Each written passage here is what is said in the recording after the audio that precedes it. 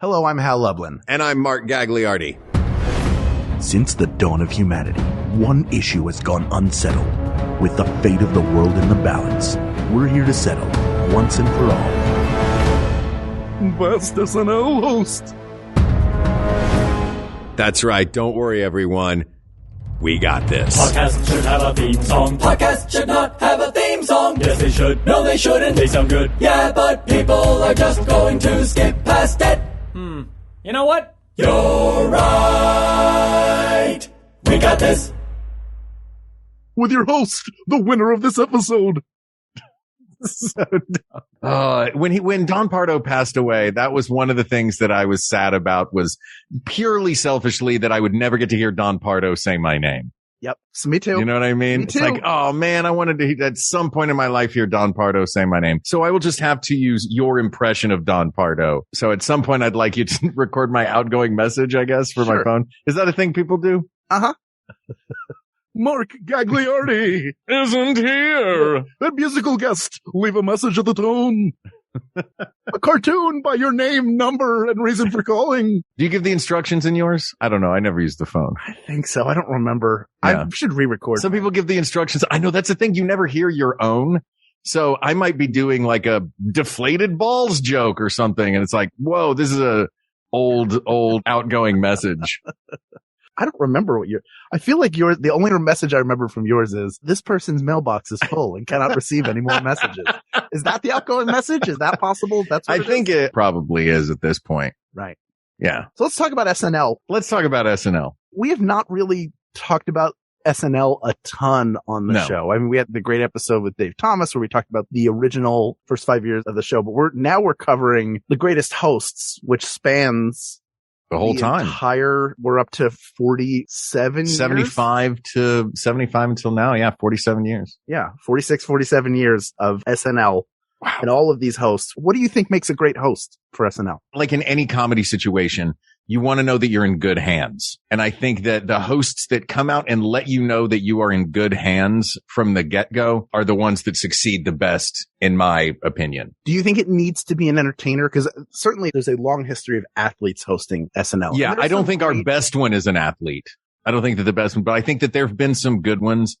And I mean, look, athletes are entertainers too. Like their job is to be in front of a crowd and they know what they're doing in that regard. So I think that some of them who know their limitations, I keep going back to Joe Montana back in the day playing the guy who spoke everything, couldn't lie and the honest man. Yeah. I'll be upstairs masturbating. Yes. Yeah, exactly. But that's just the easiest thing in the world to do. And Joe Montana's like, he's game for it and he's doing it. It's great. And he didn't host it by himself. He hosted it with Walter Payton. They hosted it together. Oh, that's right. It was the two of them. Hosts. You would imagine that the correct answer would come out of the Five Timers Club, which started as a joke when Tom Hanks hosted for the fifth time, but has since become more and more people getting their robes. And there are a lot of really good modern hosts. Like, I think Dwayne Johnson is a really good SNL host. Oh, yeah.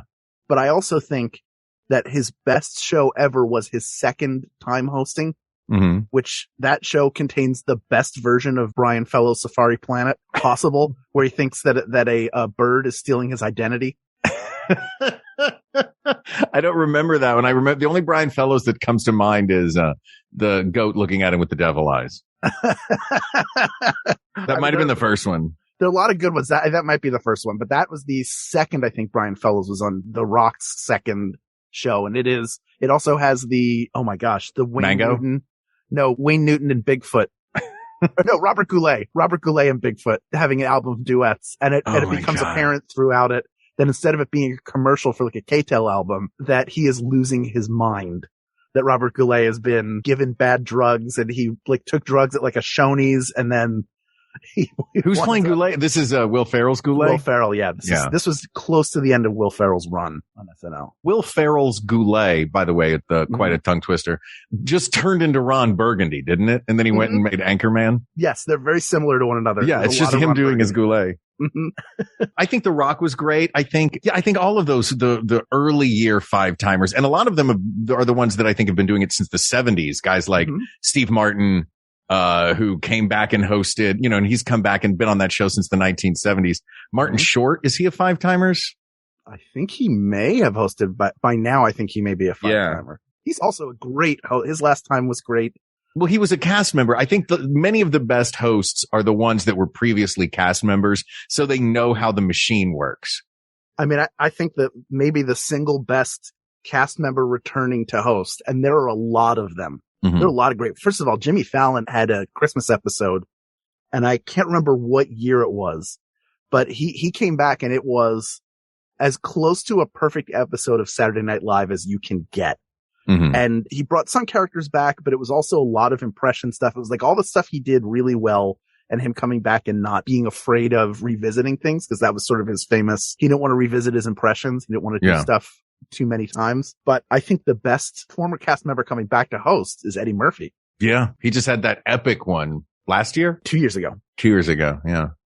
Yeah. I mean, when he was there, I think that he did a greater job of utilizing what was there than you look at some of these old cast members when they come back and host. Mm-hmm. And it would have been real easy, especially because Eddie Murphy was on the show at the time where he was the big star of the show. Sure. And he was the driving force behind the show. Mm-hmm. But he comes in and he seamlessly melds with a cast that is working right now, but still putting his Eddie Murphy spin on things. You look at somebody like Mike Myers, who came back, mm-hmm. who, was on the show with great casts in a great era of the show. But when he came back, he sort of had this vibe of, I am here to do what I used to do and save this failing show. Mm-hmm. You know what I mean? That kind of thing. Looking at the Eddie Murphy episode next to something like that makes it shine even more, I think. Yeah. He also, in sketch wise, for the monologue, mm-hmm. they brought out a bunch of people, Chappelle was there and mm-hmm. Chris Rock was there, all these people. All these notable folks coming out because Eddie's hosting SNL and what a big deal that is. I mean, that's a tall stack of people standing on each other's shoulders with Eddie at the bottom. Exactly. But for the entire show, it's just Eddie. He didn't bring back mm-hmm. Joe Piscopo, no Julia Louis-Dreyfus, no Brad Hall, no Gary Crow, nobody coming back from no Tim Kazurinsky in bed with a chimp. Oh, I love Tim Kazurinsky. But like Kristen Wiig is an all-time cast member. She's also mm-hmm. a fantastic host because she knows the game. Yeah. She was the star of the show for a good amount of time that she was there. But I also know when she shows up, it's more likely than not that Maya Rudolph is going to show up to play as well, which I'm happy for. But I like that. I like the other, them bringing their friends along. Oh yeah, drop-ins are great, but I feel like I would want to pick a host where it's just like the host is the main deal and that is it. And they don't need to bring anybody else. Doesn't mean they haven't, mm-hmm. but it's really like when they're hosting, it's a big deal. And I think for a cast member, because they sort of have an edge that feels unfair.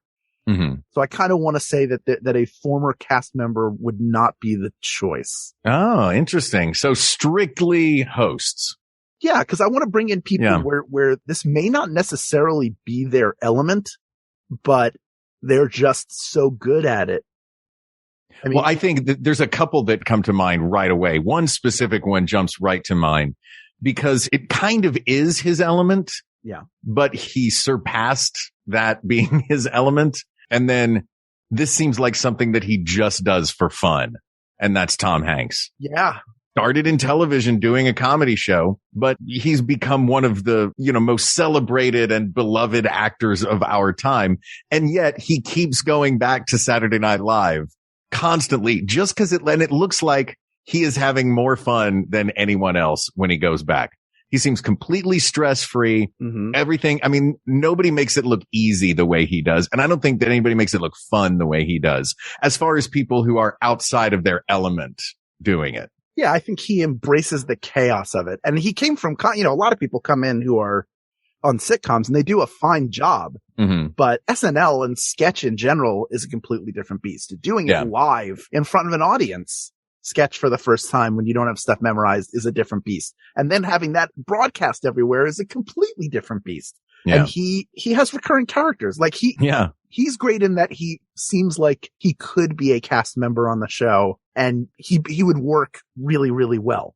Yeah. Somebody like Christopher Walken comes in, who's hosted also a ton of times. Mm-hmm.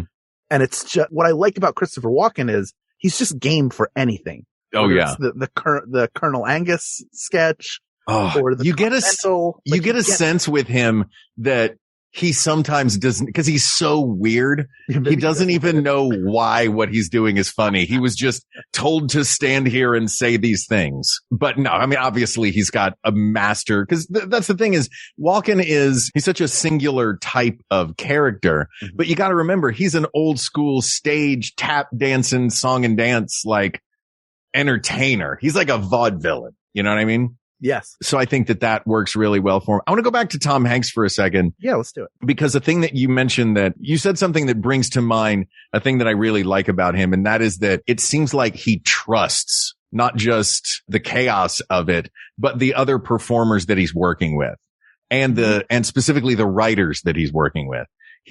Tom Hanks has a sense in him. And I guess he's coming out as an early favorite just off the top of my head in this, because he doesn't seem to have a vanity of, I am going to be hilarious. It's, I'm going to do this show where everyone that works here is hilarious. You know what I mean? Yeah. Yes. He understands the power of that ensemble and that you get to play and be a part of it, even if you're more featured than everybody else. Yeah. Another guy who I think does that extremely well and who also is up there, I think maybe top 3 in terms of number of times hosting, is John Goodman.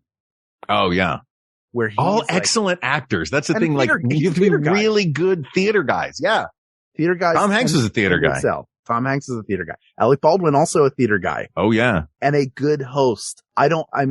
It's hard to talk about him right now, obviously. He's having a rough stretch. There's a lot of weird stuff going on there, none of which has to do with him anytime he has hosted SNL. No. I think he's a good host. I think there are hosts that are better than him.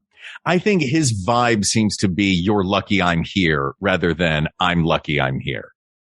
Yeah. I want a host who's like, I'm lucky I'm here. And this is maybe it's just because I'm a big fan of the show that I like a host who sees it as their privilege, not the show's privilege that they're there. Yeah. Well, and also they had him as Trump his Trump is brilliant. I thought it was okay. I think Anthony Atamanuik does a way Anthony Atamanuik does a vastly more accurate Trump. For those who don't know, check out clips of The President Show. Yes. He's hilarious on it. The writing staff's amazing. It's a really, really amazing show. But the guy who is doing him now, who I cannot remember his name, but he's like Daryl Hammond Jr. Yeah. His impression is so good, and they hooked into his word association. And I don't know if you've seen him, where he'll go off on just his YouTube stuff. They'll put a list of, so he's doing one of those rambling sort of speeches, like, I would like to talk about socks, and it's just a list of words that are unconnected. And then as he goes to each one, it lights up. So he just does these runs, and it's not only does it sound like him, but they've hooked into a part of the character that you can laugh at without it being like, I don't want to say the word mean, because that's not what but like, you can focus on things other than sedition. You have to find something funny. And sometimes there are things where in comedy, it's hard to go over the top of them because they're already so high up. So you have to find a way to point out something that is just ridiculous. Who do you think the first one to play him was? Because I think Hartman did it back in the day. Hartman might have done it too. Yeah. Yeah, Hartman did it during the Ivana divorce. Yes, that's right. Like, I don't know if there was somebody playing him before Phil Hartman, but you've got to find something, like you were saying, you've got to find something new in this character that everybody on Saturday Night, every generation of Saturday Night Live since the mid 90s or early 90s has had a Donald Trump. Yeah. You know? You have to find new things. And I think they found something now. And I'm sure it's partly the writing, but it also is partly the guy who's playing him, who is so good. He just came out of nowhere. You go, after like 30 seconds of watching him do any of his impressions, you're like, oh, sign him forever. He's going to be there very, very, as long as he wants to be. Yeah. I do want to say though about Alec Baldwin and his impression, specifically his Trump impression. I think that this is the first time that I've seen something like this, where normally if you are doing an impression of someone, a goal would be for that person to see it and enjoy it, right? You don't want anything to be too mean-spirited. You want to nail somebody. It's like a roast. You're like, you do it for somebody that you respect, that you like. This is the first time I've ever seen an impression that the person doing the impression knows that the person they're doing an impression of hates both them and their impression. Yeah. And then knowing that leans into it. Right. Leans into where the goal isn't just to make an audience laugh by pointing out holding up a mirror to this ridiculous character. This is the president of the United States hates this impression, and I'm going to do everything I can to piss that guy off.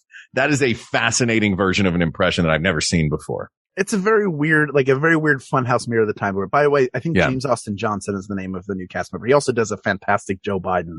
He's the new Biden as well. Good. And just like keys into, the best impressions are they find things that we identify with that go, oh yeah, that's totally that guy. And that's like the fun of it. I don't know if I've ever mentioned on this show the brilliant genius that is Satara Falcon. You know Satara. Yeah, of course. From back in the day at Second City. He had a uncanny way of doing that, of finding an impression instantly. Mm-hmm. I had to do an impression of George Clooney once. And I called him up and I was like, hey, how do I do a George Clooney impression? And he paused for like 3 seconds and then he just went, he's got this big Texas drawl. He goes, I don't know, man, put a period in the middle of every sentence. And so if you start dropping periods in the middle of every sentence, then suddenly you're talking like George Clooney. And it was so weird, just like those one or two little things that he was so good at doing. So I love an impression like that. Do you generally err on the side of you want an accurate impression or like, I guess, do you want Daryl Hammond's accuracy or do you want Will Ferrell's unbridled? I'm just going to play this dude as a character, man. I think he keyed into something early enough with his W that the more he went sort of crazy with it, we were already there with him because he was hooked in. Same with Dana Carvey's version of, that's Dana Carvey's impression is he like figures out like a thing that he can pick at over and over again, that knock on down, 1,000 points alike. But he finds the music in it. And like finding any voice is you're figuring out like what note does that, what is the musicality of that person and how they talk. Like I know, I have family members where I know they're going to be like, yeah. Like that allows you to. Sure. That's your Uncle Benny. I've heard him. Uncle Benny. Good old Uncle Benny. Yeah. Also, the only consonants he knows are B and N. So it's all banana. Loves bananas or big banana. Something else and hates them. Well, another person, just staying in the political arena, another host who's been there multiple times, who is one of those people where you go, well, she should have been a cast member, is Melissa McCarthy, who came back to play Sean Spicer a bunch of times, but also was a fantastic host. She was able to bring She's a groundling. She did a Groundlings. Exactly. That was the thing. You would watch her, like watching an episode that she would host, like the one when she did the ranch taste tester. Like these are bits that she did at Groundlings. And so I get excited when she would host because it's like, oh, sweet. It's like going to see Melissa McCarthy in her absolute element. Yeah. I think she really is another one of those great, like, yeah, she fits right in. She's a snug fit for the show. Mm-hmm.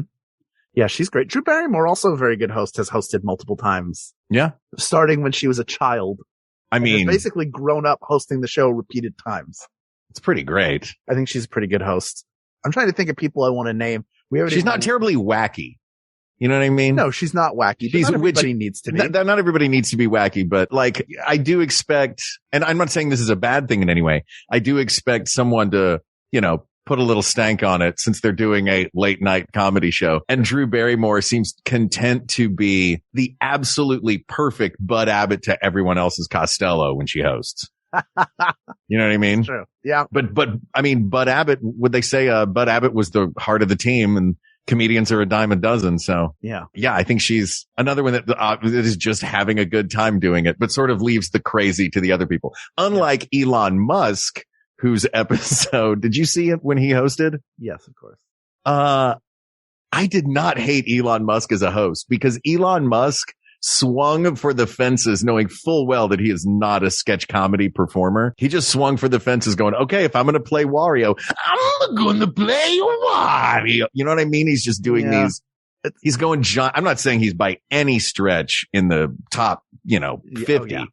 But I do like seeing someone who is obviously not good at it swing for it. Like, Eli Manning Yes, although his brother was actually Peyton was a really brilliant good host. Peyton was a great host. Peyton's he's so TV and media savvy, though, more than his brother is. Yes, that's true. He's got a good sense of humor and he knows how to use it. I do want to shout out Candice Bergen, who was an early 5-timer. Oh, yeah. And also a fantastic host and part of some iconic moments early on in the show. I think where she didn't benefit was the show was still learning who it was. And really the stars were the players. Yeah. There weren't a lot of people who could come in and overshadow them or even go toe to toe with them, which is why, number one, Buck Henry works because he could just underplay. He would come in and do the samurai sketches and play his part so straight. That it really is what made those work better than it works way better than even when Richard Pryor came in to do Samurai Delicatessen or Samurai Taylor, one of those things. Deli was Buck Henry. Deli was Buck Henry. Especially, when he's calling out the numbers.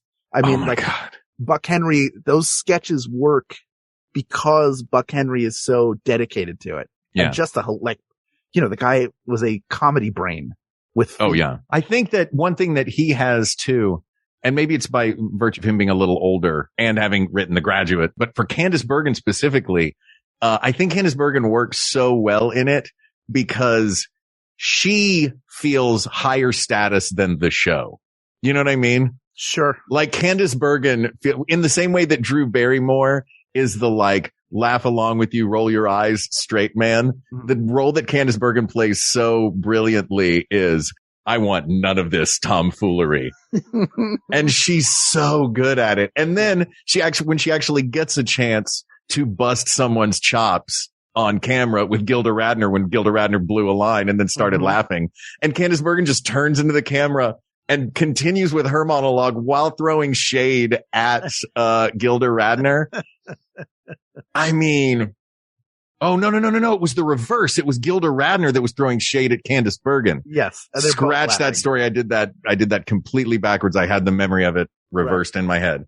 But my thing still stands. My thought still stands that Candice Bergen is too classy for the tomfoolery of this show, which is why it works when she hosts. Her with Dan Aykroyd just being douchey and sleazy and Candice Bergen having to put up with it is so funny. Oh, yeah, that's right. The toy. Oh, yeah. The bag of glass. Oh, Lord. Okay. I could just sit talking to SNL for 5 hours, and I know Ken would love that to no end. Let's have a bit of a chat. Let's do a 3-hour episode. Let's do a bit of a chat. That's like a little bit of a chat. We're going to do a little bit of a chat. Let's take a break. And then we'll come back with our show, A Miniature Talk. A Miniature Talk. We'll be right back. You're in a theater. The lights go down. You're about to get swept up by the characters and all their little details and interpersonal dramas. You look at them and think, that person is so obviously in love with their best friend. Wait, am I in love with my best friend? That character's mom is so overbearing. Why doesn't she just stand up to her? Oh God, do I need to stand up to my own mother? If you've ever recognized yourself in a movie, then join me, Jordan Crucchiola, for the podcast Feeling Seen. We've talked to author Susan Orlean on realizing her own marriage was falling apart after watching Adaptation, an adaptation of her own work, and comedian Hari Kondabolu on why Harold and Kumar was a depressingly important movie for Southeast Asians. So join me every Thursday for the Feeling Seen podcast here on Maximum Fun. I'm Lisa Hannawalt. And I'm Emily Heller. 9 years ago, we started a podcast to try and learn something new every episode. Things have gone a little off the rails since then. Tune in to hear about low-stakes neighborhood drama, gardening, the sordid, nasty underbelly of the horse girl lifestyle, hot sauce, addiction to TV, and sweaty takes on celebrity culture, and the weirdest, grossest stuff you can find on wikipedia.org. We'll read all of it, no matter how gross. There's something for everyone on our podcast, Baby Geniuses. Hosted by us, two horny adult idiots. Hang out with us as we try and fail to retain any knowledge at all. Every other week on Maximum Fun. And we're back. There is a current host or someone who's been there multiple times who is part of a generation of performers. I think almost every famous person from the reboot of the Mickey Mouse Club has hosted the show. Ryan Gosling has hosted the show. Britney Spears has hosted the show. Christina Aguilera has hosted the show. but none of them have hosted the show as well as the NSYNC man himself, Justin Timberlake, who brings all those skills of he can dance. He can sing.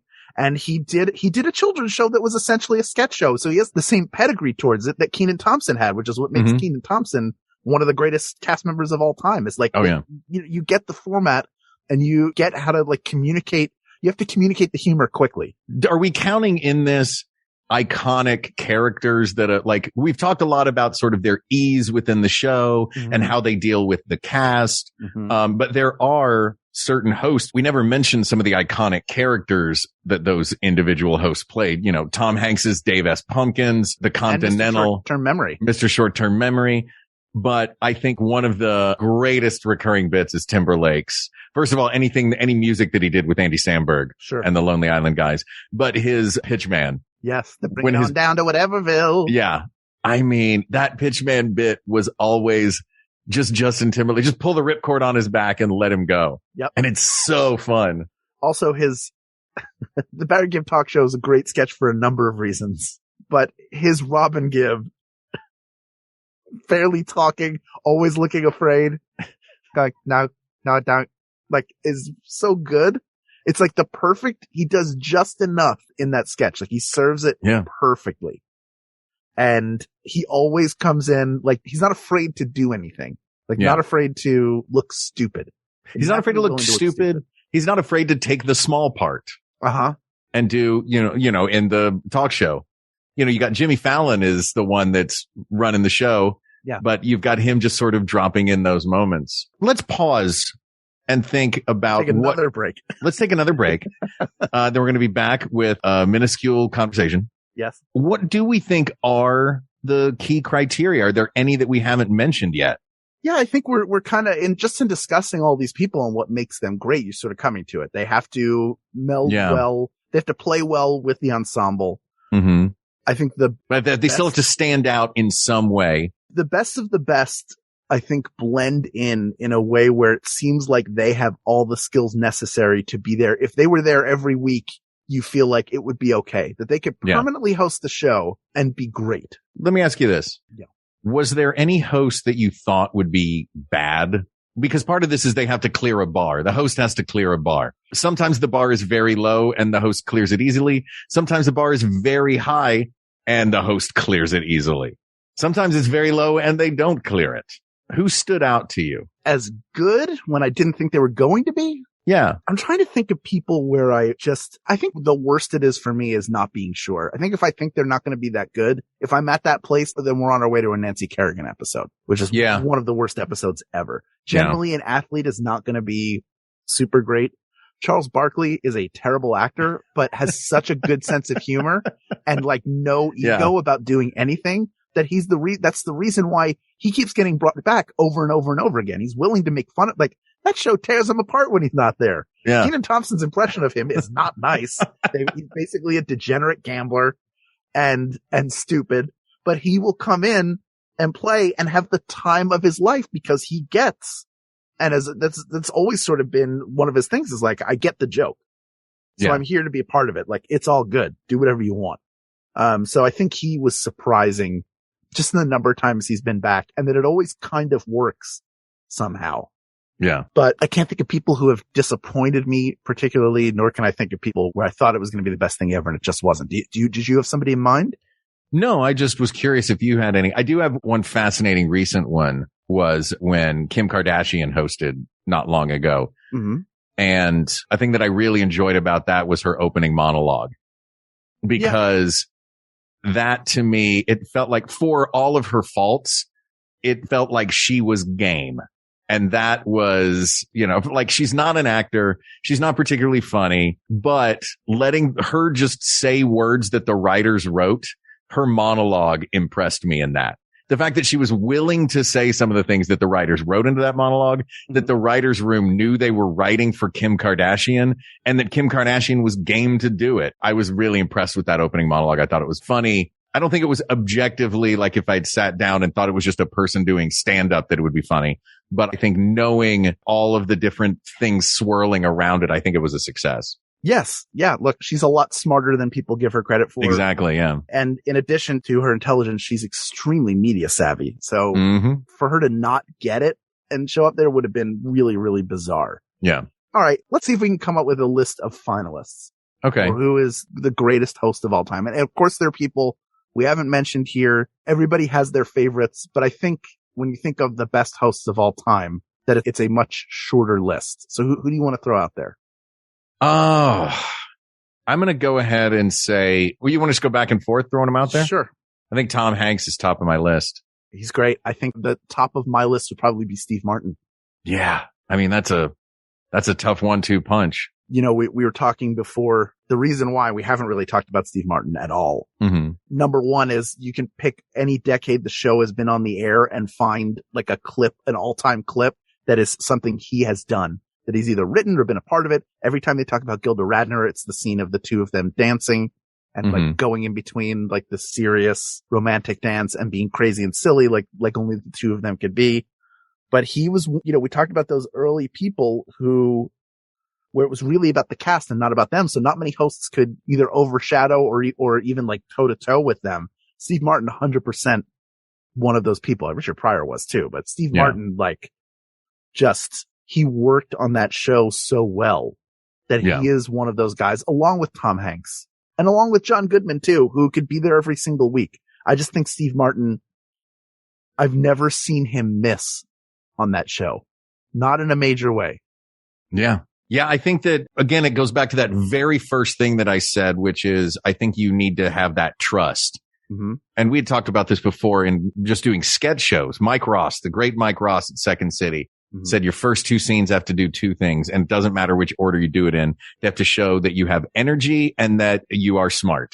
And if the audience knows that you have energy and are smart, then they are willing to go along with what you're doing. And Steve Martin has energy and brains. And from his first appearance on SNL, came out, threw the audience off guard with how much energy and how many brains, much brains, many brains, how much brain power he had. So I think that it's real easy to feel like you're in good shape. You can just sit back and enjoy it when Steve Martin hosts. And when Tom Hanks hosts, Tom Hanks will sit baback and enjoy it. And you will also be along for the ride, enjoying it with him. I'd like to shout out, because I now have in front of me a list of the hosts who have the members of the Five Timers Club. There were a couple surprises on here. Paul Simon. Paul Simon, 4, but many musical appearances. I didn't realize that Black Widow herself had hosted 6 times. Yeah, she's actually Scarlett Johansson. She's a very good, I mean, again, theater person. Yeah. She's a really good host. She is sort of an under the radar. It's under the radar how good she is. Yeah. Because you forget how many times she's hosted. But she's also from the New York area, so like there's a lot of New York specific stuff that happens on SNL, and she always fits it. They do the marble columns that she did with Fred Armisen. I think they did a couple different versions of that. She's a fantastic host. It also probably helps on a last minute thing for that. Some of these people have probably hosted a bunch because, you know, Alec Baldwin, you know, he lives in Greenwich Village, and a Hollywood movie star can't get on a plane and make it out. It's pretty easy to go, well, it's 6:15. Call Alec. I mean, you look at the episode they just had where last minute it was just, well, we're not having the audience, so bring in a bunch of ringers. Yeah. Paul Rudd, another 5-timer, another great host. Yeah. Oh, I didn't realize Paul Rudd had done it 5 times. This was his 5th time. That Christmas episode. So it counts because they used some pre-taped stuff that they had done during the week. But, you know, I mean, there is something to people being close by. You know the story of Chris Farley when he came back to host, right? No. He was in such bad shape at the time that they didn't know whether or not he was going to make it through or he was going to disappear or what. So they had Chris Rock basically ready to go to back him up. Chris Rock's another great one. Yeah. He's a very good host. Again, like got better when he went away. But he's from he's from the, doesn't count because he's from the show. Former cast member. When Adam Sandler came back to host, it was really good. And it took him a long time to come back, but it was good. There's a noteworthy one that we haven't mentioned. I'm curious what your thoughts are. And that's Chappelle, because that feels like oil and water. He is. When he gets there, it becomes the Chappelle Saturday Night Live. That is, I think, the issue. If comedy is written in a voice, right? And SNL has a voice, Chappelle's voice is and currently quite controversial and so defined and strong and disappointing and disappointing in a lot of ways. Yeah. And, I think my issue with him hosting, obviously he's great at sketch, is that it does become the Chappelle show when he's there. You can feel the show shift. And I think you want a host who comes in and just makes what's there the best it can possibly be. Like when Eddie Murphy comes back to host, it's clearly going to be the Eddie Murphy show. Everybody wants to do a sketch with him. Everybody wants to bring back all the stuff that he did. But it's all within the framework of, it still feels like an episode of SNL. And they also introduced the cake competition sketch in that, the Christmas one where those puppets. I think I opened a gate to hell because I'm very bad at cooking. Yeah, it's funny, like, in contrast to that, where I go back to Tom Hanks again. Maybe it's just my favorite. I think objectively, Steve Martin is probably number one. Yeah. As we're looking at it more and more. But they're like, you look at Dave S. Pumpkins, right? David S. Pumpkins. What is he? David S. Pumpkins. Davy Pumpkins. Davy Pumpkins. I thought it was David S. Pumpkins. David S. Pumpkins, yes. David S. Pumpkins. That bit has no business working as well as it did. Yeah. And it has no business becoming the giant, iconic cultural thing that it became. And I think that is specifically because Tom Hanks leaned in the first time he did it. Just fully leaned into the insanity of the bit. And that's what took us on that ride. I have to imagine when you write something like that, you're not sure if it's going to fly. It really depends on the table read and how the host reacts. You could write the funniest sketch on earth, and if the host doesn't like it, it's at least not going to be on that week. Right. But they could effectively poison it. But he comes in with the attitude of, how are we going to make this work? Yeah. So I get it. If Steve Martin is my number one, he's my 1A. Yeah. But look, it's, synonymous, but he also disappeared. He and Steve Martin both disappeared for a while. Sure. It feels like Tom Hanks disappeared for longer. Like I don't know what he was in there in the 90s a lot. Yeah. Then he's coming back as America's dad, giving us a stern talking to. Yeah. It feels like he won 2 Oscars and then stopped hosting for a while. I may have that wrong. No. Look, I get it, man. He's a busy guy. He's got that new Apple movie out. But yeah, look, I mean, Steve Martin, I keep thinking about, King Tut. He goes back to the early 70s or not early 70s, early episodes in the mid to late 70s. The Festrunk Brothers. I mean, Steve Martin does not need to bring back old characters because those old characters at this point are almost 50 years old anyway. Yeah. And he can just do new stuff every time. Yep. And I think that he does have, because we've talked about them sort of blending in well with the cast, like somebody like Drew Barrymore or Tom Hanks does, or standing out and putting their own stamp on what they're doing, like Christopher Walken and Eddie Murphy do. But I think that Steve Martin might be the one that does both exceptionally well. He's interesting because he has the air of a Candice Bergen. Like his persona is a little bit of like, I'm better than this show. Yeah. But the truth is that we all know is that he's there to play and he's super game and that he loves to do it. And just like it's like the show was made for him to host it. So when he comes in the 70s and starts hosting that, it's like, oh, this makes perfect sense. This guy should be here. Like you would think by the end of the 70s that he hosted it 50 times. Yeah. And then just from like 1986 to 1992, you probably guess he hosted it another 50 times. That's just because that's when he was in every movie. So you're just seeing him constantly. But he also, he worked with every single one of those. Every single time he's come there, it's been like, well, he could just be here all the time. Yeah. It just works. And the number of classic moments that are his and his alone, from King Tut to the Festrunk Brothers to Dancing with Gilda to the Christmas, If I Had One Wish. The One Wish monologue is one of the greatest pieces ever on SNL. Yeah. And it works. It works because it feels like something he would have done. He could have just as easily done it in 1976 as when he did it, which I think was 91, 92, 93, somewhere in there. Somewhere around then, yeah. So he's just the master of it. It doesn't matter if somebody hosts it more than him. I don't think anybody can host it better than him. Yeah, I think you're right. I think we have our answer, Hal. Yeah. People of the world. I knew that Don Pardo was going to do it. It's Saturday Night Live with your greatest Mark Gagliardi. Hal Lublin. You finally said my name. Musical guests Jonathan Dinerstein and Mike Furman, featuring Ken Bloom, and your host, the best host in the history of Saturday Night Live, Steve Martin. Asked and answered. A little at the end, Snagglepuss. You started to turn into Don Pardo's ghost.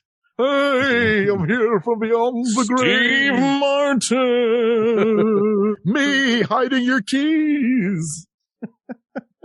The chill down your spine. Well, that topic is closed, people. Yep. It's Steve Martin. He's the best of all time. Yep. Steve, if you're listening, we're big fans. You're goated. This topic is closed, but there are many more topics to discuss. So please reach out to us on Twitter, or you can email us at wegotThisPodcast@gmail.com, or go to our Facebook group. Let's talk about SNL together, a show that I hope we all love. And if you don't love it, that's okay. Go to facebook.com/groups/We Got This Podcast. Thank you to producer Ken Plume. You can listen to his podcast, A Bit of a Chat with Ken Plume, wherever you get your podcasts. Researcher Kate McManus, graphic designer Uri Kelman, and QA engineer Jen Alba. And thanks, of course, to our musicians, Jonathan Dinerstein and Mike Furman, for our score and theme song, respectively. And thanks to you, the people of the world. There's no one that we would rather curl up with at 11 p.m. on a Saturday night. 11:30. Well, I get there at 11 because I watch the news first. Oh. Let me do that again. I always forget to think of something to say right here, and then I just start rambling. You don't have to say anything. I like that you find something. Thanks to you, the people of the world, for giving Hal and I an excuse to put on our footy pajamas, grab a big bag of M&Ms, and sit down in front of the TV at 11:30 and laugh our asses off. Thank you. Thank you. Thank you. For Hal Lublin, I'm Mark Gagliardi. For Mark Gagliardi, I'm Hal Lublin, and don't worry, everybody. We got this. We got this. MaximumFun.org. Comedy and culture. Artist owned. Audience supported.